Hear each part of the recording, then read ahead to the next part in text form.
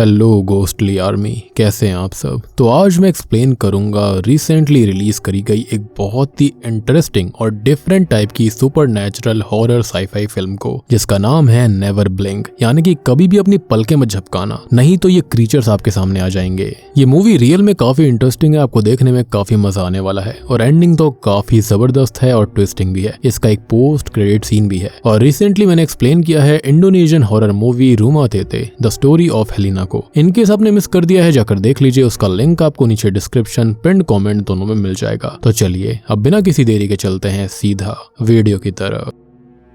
तो कहानी की शुरुआत होती है एक टेक्स्ट को दिखाते हुए, जहां पर लिखा हुआ था आंखें खुली रखो वरना तुम अंधेरे को देख लोगे। एक जगह जहां पर ईविल छुपा हुआ है और क्रीचर्स रहते हैं और एक पलक झपकते ही तुम खत्म हो जाओगे। अब इसके बाद हम एक लड़की को देखते हैं जो कि एक बहुत ही अनजान सी वीरान सी फैक्ट्री में थी, जो कि घबराई हुई थी। वो बार बार कह रही होती है कि पलक मत झपकाना, पलक मत झपकाना। खैर अब इसके बाद वो आगे बढ़ती है जहाँ पर कई सारी कटी फटी लाशें पड़ी हुई थी, जिससे हमको पता चलता है कि वो किस हालातों में थी और इसी के चलते उसकी जान को भी खतरा था। खैर उसके हाथों में एक एक्स भी होती है, यानी कि एक कुल्हाड़ी, और वो किसी फ्रैंक नाम के व्यक्ति को आवाज लगा रही थी। उसे फ्रैंक की आवाज आती है जो कि उसे अपने पास बुला रहा था। जिसके बाद हम एक चीख को सुन पाते हैं और हमको एक सीन दिखाया जाता है जिसमें कोई था जो कि एक पॉलिथीन टाइप की चीज के अंदर कैद हो रखा था।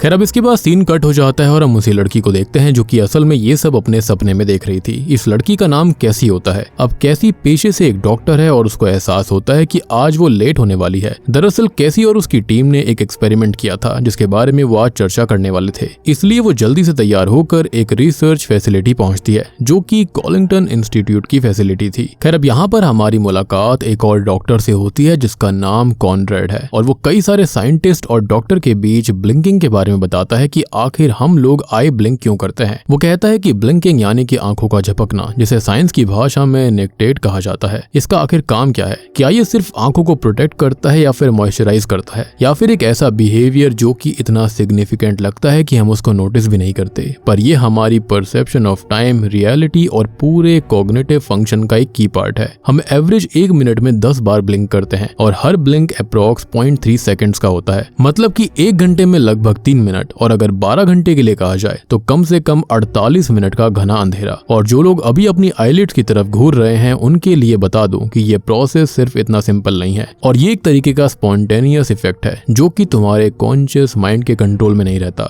और ये हमारे सिस्टम के अंदर ना एक तरह से हार्ड वायर्ड है, जैसे कि हमारी हार्ट बीट। रिसेंट स्टडीज ये कहती है कि ब्रेन एक साथ 11 अलग अलग डायमेंशंस में डेटा एक्सेस करता है और इनमें से सबसे स्ट्रॉन्ग मल्टी डायमेंशनल कनेक्शन तब होता है जब हम ब्लिंक करते हैं। तो जब तुम्हारी आंखें बंद होती हैं, ब्रेन रीसेट करता है और जो इमेजेस ब्लिंक से पहले और बाद मिसिंग होती हैं उनको स्टिच करके एक सीमलेस विजन क्रिएट करता है। पर ये सच नहीं है। क्वेश्चन तो ये है कि जो हम नहीं देख रहे हैं वो क्या है और वहां पर क्या छुपा हुआ है। एंड ट्रस्ट मी, ये मूवी काफी इंटरेस्टिंग टॉपिक के ऊपर बनाई गई है। अब कैसी स्टेज पर आती है और उन्हें उनके एक्सपेरिमेंट के बारे में बताती है। एक ऐसा एक्सपेरिमेंट जो कि एक हेलमेट से जुड़ा हुआ था, पर ये कोई आम हेलमेट नहीं था। इस हेलमेट को पहनने वाला वो सब कुछ एक्सपीरियंस करता है जो वो लोग स्टडी करना चाहते थे कि ब्लिंक के वक्त जब आंखें बंद होती हैं तो ब्रेन और आईज के बीच होता क्या है। नॉर्मली जब ब्लिंक करते हैं तो हमें कुछ भी कॉन्शियसली नजर नहीं आता, पर इन्होंने एक एडवांस न्यूरल रिकॉर्डिंग सिस्टम बनाया है जो कि ब्लिंकिंग के दौरान ब्रेन की विजुअल और कॉग्निटिव एक्टिविटी को कैप्चर करता था। उनका अल्टीमेट गोल ये था कि उस अंधेरे के पीछे आखिर छुपा क्या है जो कि हम हर पलक झपकाने पर मिस कर देते हैं। या फिर ये भी हो सकता है कि भगवान ने इस तरह को इस तरह से हार्डवायर्ड कर रखा है कि हमें उस तरफ देखना ही नहीं है। हो सकता है कि उस तरफ शायद से कुछ ऐसी चीजें हैं जो कि हमको देखनी बिल्कुल भी नहीं है। एनीवेज अब लेक्चर खत्म होने के बाद में पाओलो नाम का एक व्यक्ति उसे सरप्राइज देता है जो कि आउट ऑफ सिटी रहता था और ये असल में कैसी का सौतेला भाई है। यहाँ पर वो अपने भाई से बातचीत करती है जहाँ पर पाओलो ये कहता है कि अब वो उसके साथ ही रहेगा, लेकिन अब यहाँ पर जैसे ही पाओलो जो होता है वो कैसी को टच करता है तो उसको एक अजीब सा क्रीपी सा विजन आता है। एनीवेज के बाद में कैसी रिसर्च फैसिलिटी लैब में जाती है जहाँ पर एडवर्ड नाम का कलीग भी था। वो लोग एक फ्रैंक नाम के व्यक्ति के ऊपर रिसर्च कर रहे थे जो कि उनका टेस्ट सब्जेक्ट होता है और वो उनके ब्लिंक वाले प्रोजेक्ट का हिस्सा भी था। दरअसल फ्रैंक जो था वो पैरालिसिस जैसी सिचुएशन से जूझ रहा था। उसकी धड़कनें तो चल रही थी लेकिन वो अपने हाथ पैरों को ज्यादा हिला नहीं सकता था। उसकी हालत बिल्कुल मुन्ना भाई MBBS वाले आनंद जी की तरह हो गई थी। अब उसकी ये सिचुएशन कैसे हुई वो हमको आगे पता चलेगा। खैर अब आगे हम ये देखते हैं कि फ्रैंक और कैसी एक दूसरे को पहले से जानते हैं। दरअसल ये लोग रोमांटिकली कनेक्टेड थे।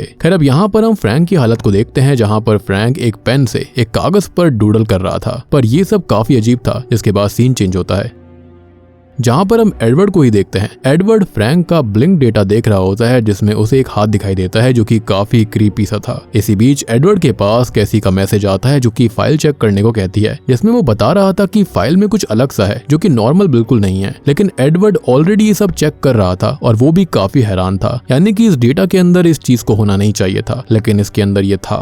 अब यहाँ हमको बीच बीच में कुछ ऐसे सीन्स दिखाए जाते हैं जिसमें उनके टेस्ट सब्जेक्ट काफी अजीब सा बर्ताव कर रहे थे, साथ ही साथ एक ने अपनी आंखें निकालनी थी। खैर अब यहाँ से ये मोमेंट बदलता है जहाँ पर हम एक सीन को देखते हैं जहाँ पर हमें वही अबैंडन्ड प्लेस दिखाई जाती है जहाँ पर कैसी फ्रैंक को ढूंढ रही थी। और इस सीन को आप सभी याद रखना, ये इस मूवी का एक काफी इंपॉर्टेंट सीन है। अब इसके बाद हम कई सारे डॉक्टर्स को एक साथ बैठा हुआ देखते हैं। वहां पर आकर कैसी बताती है कि उन्होंने उनके एक सब्जेक्ट को खो दिया है और ये अपने उसी सब्जेक्ट की बात कर रही थी जिसने की अपनी आंखें नोच कर निकाल ली थी और ये काफी सीरियस है। बेसिकली यहाँ पर कैसी थोड़ा डर गई थी और इसलिए अब वो स्टेसी नाम की अपनी कलीग से ये कहती है कि वो फ्रैंक का पर्सनली एक विजुअल असेसमेंट करेगी, ये जानने के लिए कि क्या उसके अंदर कोई बदलाव आया है या फिर नहीं। जिस पर स्टेसी कहती है कि क्या उन्हें इस बारे में डॉक्टर कॉनरेड से नहीं पूछना चाहिए। अब यहाँ डॉक्टर कॉनरेड इंचार्ज होते हैं और वो सभी उसको सारी बातें बताया करते, लेकिन कैसी ये कहती है कि वो उसे रिपोर्ट बाद में करेंगे और वो कॉनरेड के साथ कोऑर्डिनेट कर लेगी। अब यहाँ पर वो लोग चर्चा कर ही रहे होते हैं कि फ्रैंक ने ड्राइंग करना शुरू कर दिया था और ये कुछ नया होता है। अब इसी बीच डॉक्टर कॉनरेड वहां पर आता है जो कि कैसी को बाहर ले जाता है कुछ बात करने के लिए। वो उसे कहता है कि फ्रैंक के बारे में जो भी इंफॉर्मेशन उसे मिले रिसर्च से लेकर वो सबसे पहले उसको बताएगी। खैर अब इसके बाद हमें स्टेसी को दिखाया जाता है जो कि फ्रैंक के ऊपर रिसर्च कर रही थी या फिर उसके साथ रिसर्च कर रही थी। वो देखना चाहती थी कि फ्रैंक में कुछ सुधार आया है या फिर नहीं और वो उसकी बातों पर रिस्पॉन्ड करता है या फिर नहीं। लेकिन यहाँ पर फ्रैंक अभी भी पहले जैसा ही था, लेकिन अचानक फ्रैंक को दौरे पड़ने लगते हैं और स्टेसी उसकी आंखों में देखती है जहाँ पर उसे कुछ बदला सा दिखाई देता है। अब इसी बीच कैसी आकर ये सब देखती है और फ्रैंक को उसके रूम में ले जाती है। फ्रैंक के जाने के बाद स्टेसी उसके बनाए हुए डूडल्स के पन्ने उठा रही थी। उन पेजेस में से एक पेज पर एक क्रीचर बना हुआ था जो कि फ्रैंक ने ही बनाया था और ये देखकर वो हैरान रह जाती है कि जो आदमी रिस्पॉन्ड नहीं करता उसने ये ड्राइंग कैसे बनाई। खैर अब इसी बीच हमें कैसी को दिखाया जाता है जो कि वही शुरुआती जगह पर थी, यानी कि उस काफी वीरान सी जगह पर जहां पर वो फ्रैंक को ढूंढ रही थी। जिसके बाद हम कैसी को उसके ही कमरे में देखते हैं जहां पर उसका भाई पाओलो आता है। अब ये दोनों बात कर रहे होते हैं जहां पर पाओलो ये बताता है कि उसे प्रेमोनिशंस आते हैं और कैसी जो होती है वो उसकी बातों पर इतना ध्यान नहीं देती। अब इसी बीच एक नर्स जिसका नाम जूली है वो कैसी को बुलाने आती है जो कि कहती है कि स्टेसी उससे बात करना चाहती है। जिसके बाद वो स्टेसी से बात करने चली जाती है। अब पाओलो भी वहां से जाने लगता है, लेकिन पाओलो जूली से टकरा जाता है जहां पर उसको एक विजन आता है जहां पर नर्स को एक क्रीचर उसकी कार में दबोच रहा था।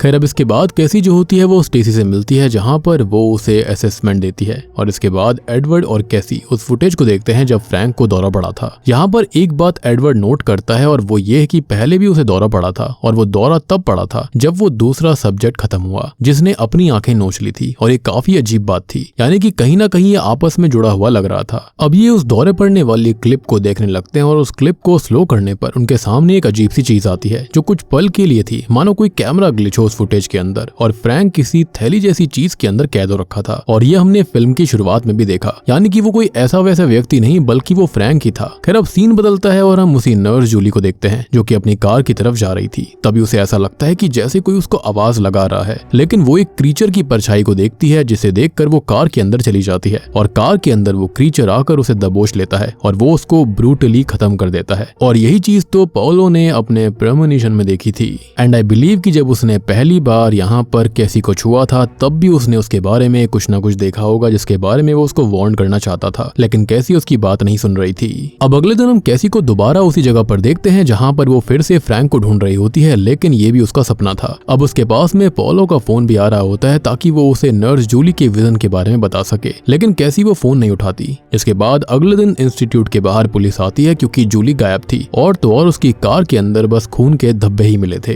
ये बात स्टेसी और एडवर्ड कैसी को बताते हैं। तब कैसी को ध्यान आता है कि पाओलो इस बारे में उसे कुछ बताना चाहता था और इसलिए वो उसको कॉल करती है, लेकिन अब उसका कॉल नहीं लगता। मीनवाइल हम एवरेट नाम के एक और डॉक्टर और रिसर्चर को देखते हैं जो कि त्रिस्टा नाम की डॉक्टर के पास आता है। वो उससे पूछता है कि क्या उसने जूली के बारे में सुना। अब यहाँ पर जो एवरेट होता है ना, वो यहाँ पर X38 सीरम के बारे में बात करता है। अब यहाँ पर वो ये बताता है कि फ्रैंक का जो एक्सीडेंट हुआ था ना, जिसकी की वजह से वो पैरालिसिस में है वो असल में X38 के एक्सपोजर की वजह से हुआ था और उसकी हालत उसी सीरम की वजह से थी। और मैं आपको अब एक बात और क्लियर कर देता हूँ कि फ्रैंक पहले इसी लैब के अंदर रिसर्चर था, लेकिन उसके ऊपर एक्सपेरिमेंट करा गया था X38 का, जिसके बारे में कैसी को भी नहीं पता। मतलब कि डॉक्टर कॉनरेड ने ये बात कैसी से छुपाई थी कि उन्होंने X38 का इस्तेमाल फ्रैंक पर किया था। लेकिन आखिर ये सीरम है क्या? तो बेसिकली X38 एक एक्सपेरिमेंटल न्यूरल सीरम था जो कि कैसी की टीम के हेलमेट प्रोजेक्ट के साथ इनडायरेक्टली जुड़ा हुआ था, जिसके बारे में बहुत सारे लोगों को आइडिया ही नहीं था।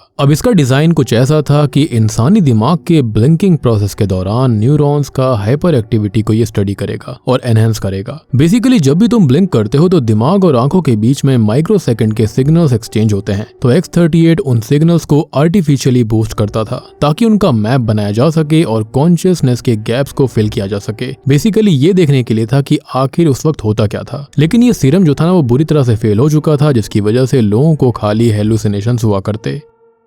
खैर अब सीन बदलता है और हम स्टेसी और एडवर्ड को देखते हैं जो कि एक और टेस्ट सब्जेक्ट के ऊपर यानी कि लियोन के ऊपर एक्सपेरिमेंट करने वाले थे। हम समझ पाते हैं कि लियोन को X38 से ही इंजेक्ट करा गया है और यहाँ स्टेसी उससे सवाल पूछने लगती है। लियोन ने चश्मा लगाया हुआ था और स्टेसी उससे वो चश्मा उतरवाती है, जिसके बाद शॉकिंगली लियोन की आंखों के ऊपर और नीचे घाव हो गए थे। दरअसल उसने खुद की आंखें खुली हुई रखी थी और उसके लिए उसने सुपर ग्लू का इस्तेमाल किया। यहाँ पर उससे पूछा जाता है कि वो आंखें क्यों नहीं झपकाता, जिस पर वो बताता है कि आंखें झपकाने पर उसको मॉन्स्टर क्रीचर दिखते हैं। खैर अब यहाँ पर वो उसके सर पर अपना वो हेलमेट पहनाती है, मतलब कि पलक झपकने के बीच जो दिखाई देता है वो पल, और इसके बाद स्टेसी बाहर आ जाती है। लेकिन उस हेलमेट की वजह से लियोन अपनी पलक झपकाने लगता है, जिससे कि उसे वो मॉन्स्टर की झलक दिखती है और वो उसके करीब आते जा रहा था। ये देखकर उसने हेलमेट निकाल दिया और अपनी आंखों की पलक काटने लगा। और ये करने से पहले ही उसने स्टेसी और एडवर्ड को कहा था कि कुछ भी हो जाए लेकिन वो लोग पलक नहीं झपकाएंगे। और अब आपको समझ में आ रहा होगा कि इस मूवी का नाम नेवर ब्लिंक क्यों है। अब इसी बीच हम कैसी को देखते हैं जो कि फ्रैंक और उसकी पुरानी वीडियोस को देख रही थी, जिसके बाद वो नोटिस करती है फ्रैंक की बनाई हुई ड्राइंग को।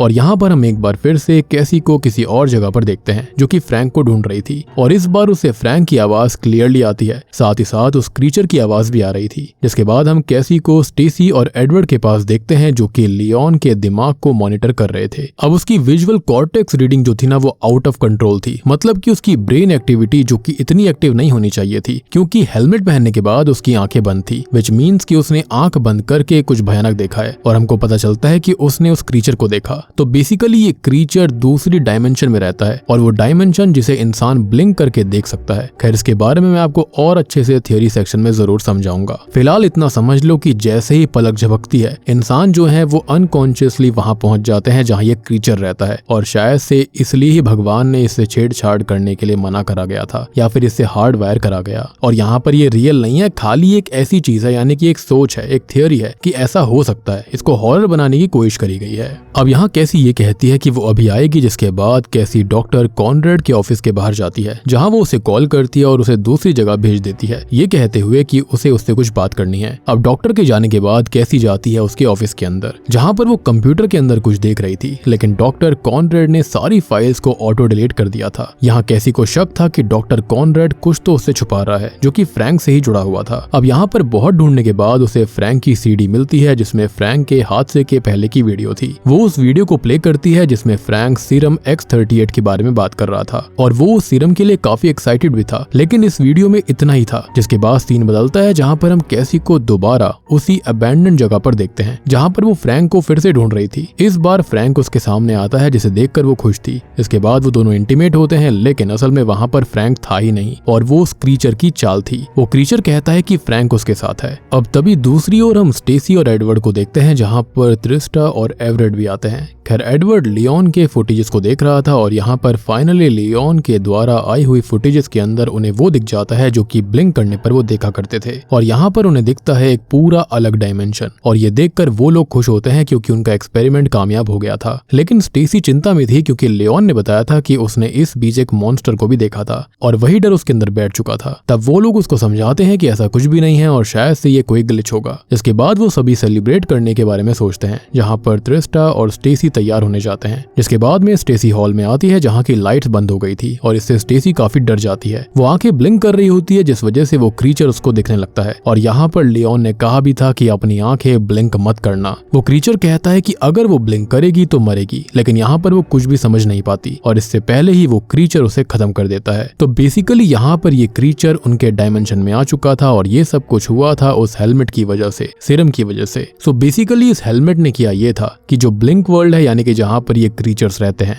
और हमारी दुनिया के बीच की जो फाइन लाइन थी, थिन लाइन थी, उसको खत्म कर दिया था, या फिर ये कहे कि एक गेट ओपन कर दिया था। तभी हम कैसी को देखते हैं जो कि उन सीडीज को देख रही थी जिसमें से उसे एक डीवीडी मिलती है जिसके अंदर वो वाली वीडियो थी जिसमें फ्रैंक ने X-38 बना दिया था, लेकिन वो अभी इंसानों के लिए खतरनाक हो सकता था। तभी डॉक्टर कॉनरेड वहां पर आते हैं और फ्रैंक उसको सब कुछ बताता है, यानी कि X-38 के बारे में। लेकिन वो ये कहता है कि वो अभी इंसानों के लिए काफी ज्यादा डेंजरस हो सकता है, लेकिन डॉक्टर कॉनरेड उसे टेस्ट करना चाहता था और वो भी इंसानों के ऊपर, इसलिए वो धोखे से उसे फ्रैंक के अंदर ही इंजेक्ट कर देता है। और यही कारण था कि फ्रैंक ये सब देख सकता था, मतलब कि ब्लिंक के बीच की दुनिया, और ये सब क्रीचर उसने वहीं से देखकर ड्रॉ किया था, यानी कि उसके पैरालिसिस का कारण यही था। और मुझे ऐसा लगता है कि उसके माइंड का एक हिस्सा या फिर स्पिरिट का एक हिस्सा इसी ब्लिंक वर्ल्ड के अंदर था, जिसके चलते वो इस तरह से हरकत कर रहा था। अब ये देखकर कैसी सारा माजरा समझ जाती है। तभी कॉनरेड भी वहां पर आ गया था और वो डॉक्टर को सुनाने लगती है, रोने लगती है। साथ ही साथ वो उसे वो ड्राइंग भी दिखाती है जो कि फ्रैंक ने बनाई थी, और ये देखकर वो खुश हो रहा था, लेकिन कैसी वहां से चली जाती है। इसके बाद हम एडवर्ड को ही देखते हैं जो कि गेम खेल रहा था, लेकिन वो फोन रख देता है और इसी बीच एडवर्ड को वो क्रीचर ब्लिंक करने के लिए कहता है और एडवर्ड ऐसा ही करता है। जिसके बाद उसे वो क्रीचर फोन स्क्रीन में दिखता है और वो उसके पास आ रहा था, जहां पर क्रीचर फोन की स्क्रीन से हाथ बाहर करके उसकी आंखों को ही फोड़ देता है। और तभी वहां पर ट्रिस्टा आकर उसे संभालती है और हेल्प के लिए चिल्लाती है।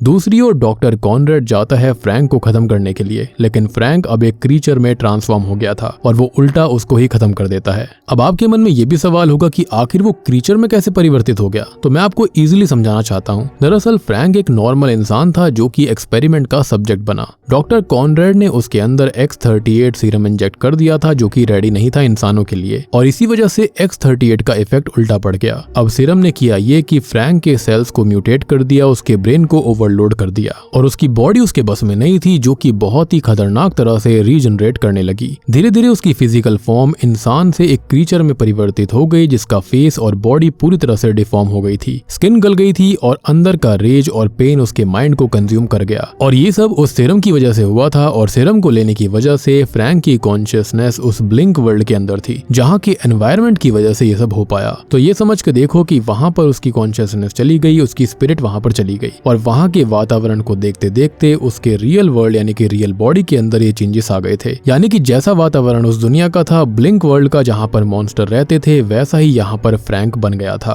अब दूसरी ओर ट्रिस्टा अपने कपड़े बदल रही होती है जो कि खून में सने हुए थे, कि तभी वहां पर वो क्रीचर आ जाता है और ट्रिस्टा ने ब्लिंक कर दिया था, लेकिन वहां पर वो मॉन्स्टर नहीं था, और वो जब ब्लिंक करती है तभी वो उसको दिखाई देता है। लेकिन फाइनली वो उसके पास आ जाता है और ट्रिस्टा उसे एक पाइप से मारने की कोशिश करती है, लेकिन उल्टा वो मॉन्स्टर उसके पाइप के अंदर घुसकर उसे खत्म कर देता है। यानी कि ये जो मॉन्स्टर है वो बिल्कुल ही अलग टाइप का था और हमारी दुनिया के रूल्स को बिल्कुल ही फॉलो नहीं करता। यानी कि जो उसकी बॉडी थी और उसके अंदर की ऑर्गन्स थे वो हमारे नॉर्मल इंसानों जैसे काम नहीं करते, और उसकी दुनिया के रूल्स भी बिल्कुल अलग ही थे। खैर अब थोड़ी देर के बाद में एवरेट वहां पर आता है और ये देखकर वो टूट गया था। तभी हम कैसी को देखते हैं जो कि वहां से फ्रैंक के पास जा रही थी, कि तभी पोलो वहां आता है। पोलो उसको बताता है कि उसने डॉक्टर कॉनरेड की लाश देखी है, उसे किसी ने खत्म कर दिया है, लेकिन उसे पता है कि ये किसने किया है। और यहाँ पर वो कैसी को समझाता है कि ये सभी चीजें फ्रैंक से जुड़ी हुई है। X-38 के इफेक्ट से फ्रैंक की कॉन्शियसनेस ब्लिंक वर्ल्ड के अंदर है, और अगर वो वहां पर जाकर किसी तरह उसको वापस ले आएगी तो सब कुछ ठीक हो सकता है, क्योंकि जो फ्रैंक है ना वही एक जरिया है जिसके चलते ये क्रीचर इस वर्ल्ड में आ रहे हैं। और अब इसके बाद में कैसी, पोलो और एवरेट टीम अप करते हैं, और अब उन्हें ढूंढना था X-38 और उसे इंजेक्ट करके वो भी उस दुनिया में जाना चाहते थे। और उसके लिए पोलो और कैसी हेलमेट पहन लेते हैं ताकि क्रीचर कभी उन्हें आता हुआ दिखे तो वो उसे इजीली देख सके। इसके बाद में पोलो और कैसी निकल गए थे X-38 सीरम ढूंढने के लिए, जहाँ पर एवरेट उनको गाइड कर रहा था। अब वो आगे जाते हैं जहाँ पर उनको ढेर सारे क्रीचर्स मिलते हैं और जैसे कि मैंने आपको बताया था यहाँ पर एक नहीं बल्कि ढेर सारे क्रीचर्स थे। वो पूरी कोशिश करते हैं कि वो ब्लिंक ना करें और अगर ब्लिंक करेंगे तो क्रीचर उनके पास आ सकता है। खैर अब यहाँ पर हम ये देख पाते हैं कि जो क्रीचर्स होते हैं ना वो पूरी फैसिलिटी के अंदर ढेर सारे साइंटिस्ट और डॉक्टर्स को खत्म कर रहे थे और यहाँ पर पोलो और कैसी किसी तरह भाग रहे होते हैं, यानी कि वो उनसे बच रहे थे। मीनवाइल एवरेट के पास भी वो क्रीचर आ जाता है और उसको खत्म कर देता है और पोलो और कैसी ही बचे हुए थे। वो दोनों फ्रैंक की जगह पर पहुंच जाते हैं जहाँ पर वो सीरम रखा हुआ था और वहाँ पर फ्रैंक ने कैसी के लिए रिंग भी रखी थी जो कि फ्रैंक उसको देने वाला था और वो रिंग कैसी पहन लेती है। इसके बाद उन्हें वो सीरम भी मिल गया था, लेकिन पोलो के पास सेंसेस थे जिससे कि वो फ्यूचर की झलक देख सकता था। उसको ये पता चलता है कि अगर कैसी पहले नहीं गई तो वो क्रीचर उसको खत्म कर देगा और इसलिए पोलो किसी तरह से कैसी को वो सीरम इंजेक्ट करवा कर वहां से भाग जाता है ताकि वो क्रीचर का ध्यान भटका सके। जिसके बाद में कैसी ब्लिंक के बीच वाले डायमेंशन में चली जाती है और यहाँ पर वो फ्रैंक को ढूंढ रही थी और ये वही शुरुआत वाला सीन होता है, यानी कि जहाँ पर ये सारी कटी पिटी लाश भी पड़ी हुई थी और अब आपको समझ में आया होगा कि आखिर यहाँ पर हुआ क्या था। खैर अब वो उस क्रीचर को देखती है जो कि इंसानों की लाशों को खा रहा था और जिन इंसानों को उसने खत्म कर दिया था उनकी लाशें भी क्रीचर ही बन रही थी और अब आपको ये भी समझ में आया होगा कि इतने सारे क्रीचर यहाँ पर कैसे हो गए। खैर अब कैसी किसी तरह से बचते हुए आगे बढ़ रही थी और आगे उसको एक एक्स मिलती है जिसको वो उठा लेती है और आपको ये भी याद होगा कि हमने शुरुआत में देखा भी था कि यहाँ पर हमने एक थैली देखी थी जिसके अंदर कुछ चीज कैद थी, तो वो कोई और नहीं बल्कि वो फ्रैंक ही था, यानी कि वो उसकी कॉन्शियसनेस होती है या फिर अगर मैं सुपरनैचुरल फॉर्म में कहूँ तो वो उसकी स्पिरिट थी। फिर इसके बाद वो आगे बढ़ती जा रही थी जहाँ पर रास्ते में उसके पास कई रुकावटें आती हैं, लेकिन फाइनली वो फ्रैंक के पास पहुंच जाती है जो कि एक चेयर के ऊपर बंधा हुआ था और उसकी आंखें किसी ब्लैक सब्सटेंस से ढकी हुई थी। लेकिन वो समझ जाता है कि कैसी उसके पास है और वो कैसी को भाग जाने के लिए कहता है क्योंकि कभी भी वो क्रीचर वहां पर आ सकता था। और मैं आपको ये बताना चाहूंगा कि क्रीचर तो यहाँ पर बहुत हैं, लेकिन उन सब का एक लीडर भी है जो वो मेन क्रीचर है, यानी कि उसी ने यहाँ पर फ्रैंक को रखा हुआ था ताकि वो उसकी आंखों के जरिए और इसी के चलते उसने एक टनल बना रखी थी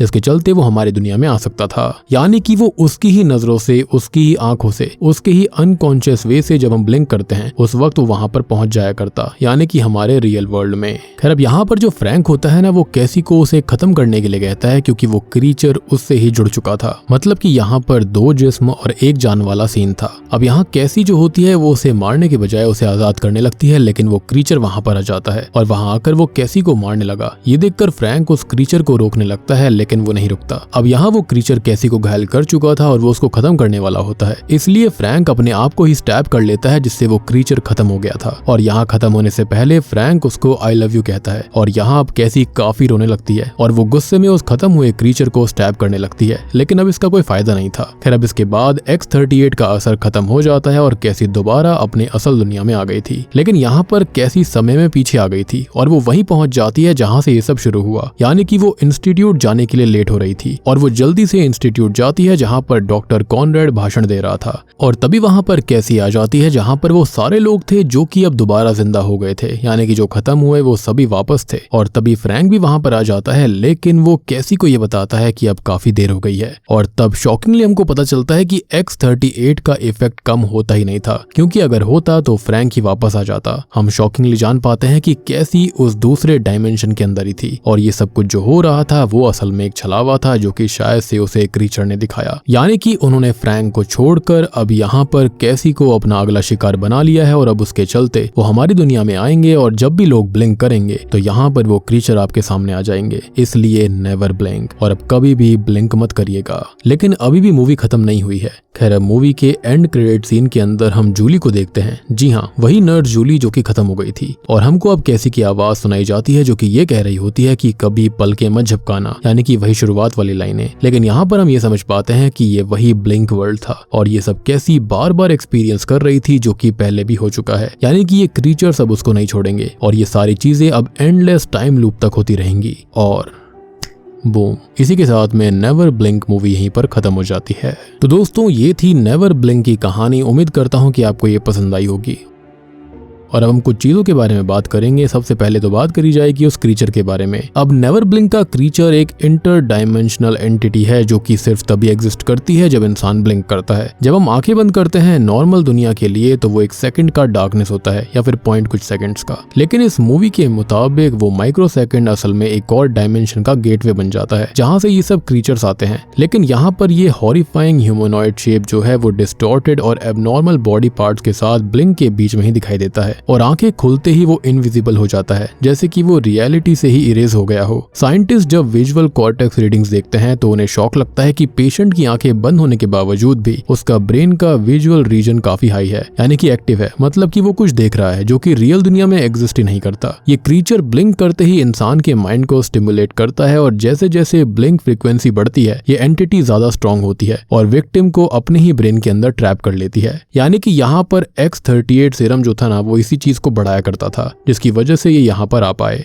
यानी कि नॉर्मल इंसानों के अंदर ये रीडिंग इतनी हाई नहीं होती जिसके चलते ये हमारी दुनिया में आ सकते हैं, लेकिन X38 ने इसको बढ़ाने का काम किया था। ये सब डॉक्टर कॉनरेड ने ही करवाया, वो भी फ्रैंक से। लेकिन फ्रैंक ने जब इसको बनाया था तो ये सीरम जो था वो इंसानों के लिए रेडी नहीं था, लेकिन डॉक्टर कॉनरेड ने फ्रैंक को ही इस इंजेक्शन से इंजेक्ट कर दिया था जिसके बाद ही उसे पैरालिसिस हो गया। और असल में उसे पैरालिसिस नहीं हुआ था बल्कि वो उस डायमेंशन के अंदर चला गया था जहां पर उस क्रीचर ने उसको रोक लिया, उसे काइंड ऑफ पजेस कर लिया और इस दुनिया में आने का गेटवे ढूंढ लिया। यानी कि नॉर्मल इंसान भी जब भी ब्लिंक करते हैं ये एंटिटी उसको खत्म कर सकती है। और इसका रियल टेरर ये है कि आप कंटिन्यूअसली आंखें खुली नहीं रख सकते और ब्लिंक करना जरूरी होता है, लेकिन ब्लिंक करते ही आप अननोइंगली उस क्रीचर के डायमेंशन में उसे कन्फ्रंट करते हो जो कि हर ब्लिंक के साथ आपके और पास और भी ज्यादा करीब आता जाता है और फाइनली आपको खत्म कर देता है और इसी लूप के अंदर इंसान अटक कर रह जाता है। यानी कि उसे एक बार नहीं अनगिनत मौत मिलती है। अब मूवी के अंदर जो हेलमेट इस्तेमाल करा गया था वो एक एक्सपेरिमेंटल डिवाइस है जो कि ब्रेन विजुअल कॉर्टेक्स के सिग्नल्स को रिकॉर्ड और एम्पलीफाई करता है। बेसिकली साइंटिस्ट ये स्टडी करना चाहते हैं कि जब इंसान ब्लिंक करता है तो उसके ब्रेन और आंखों के बीच होता क्या है। अब जब भी इंसान ब्लिंक करते हैं तो कुछ टाइम के लिए माइक्रो सेकंड्स का ब्लैकआउट होता है,